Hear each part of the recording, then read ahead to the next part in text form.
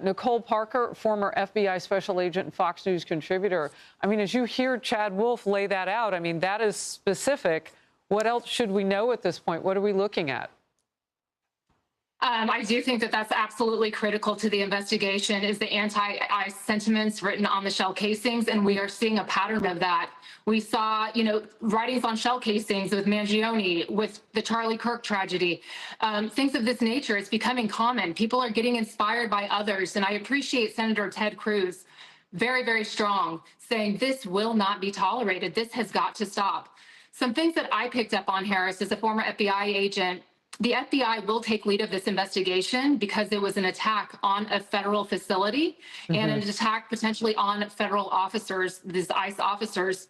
Having done prisoner transport, obviously a little bit different. I know when I've done prisoner transport to the federal detention center and in Miami, for example, we pull in our vehicle with the subject in the back of the car. We pull into the Sally Port and there's literally a gate that comes down before we get out of our vehicle. So it looks like maybe the ICE facility in Dallas has a different sort of protocol there, that this individual is able to haphazardly fire to a van. So again, their target, they don't even seem to have had eyes on the target. They were just firing at whoever was in the van. And earlier you had on Trey Gowdy, who asked a very good question about motive.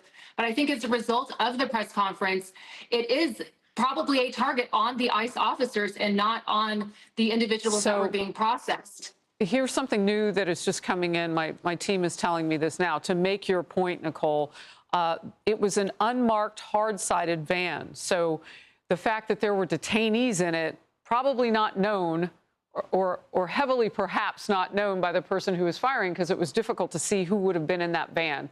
Finish your point. I just wanted to get that in there. You are exactly right, Harris. That is a very, very important point to the investigation. Again, a lot of times these are, like you said, an unmarked van. This is something that when they're doing these ERO operations, I know that the FBI has helped with many of them. It's kind of an all hands on deck with Trump's platform and getting rid of those that are not here legally. Most of the time the hits are earlier in the morning. And so this person, again, without knowing, may know the pattern and may have been keeping an eye on this ICE facility and knowing, okay, they typically do these processings early in the morning. So, they'll do a full investigation to this individual when they were typically seen around the facility, if they were seen around doing surveillance leading up to this tragedy. But it will be an FBI investigation. I do know that the FBI's evidence response team from the Dallas field office is on the ground at the facility processing the crime scene. This will be an all hands on deck.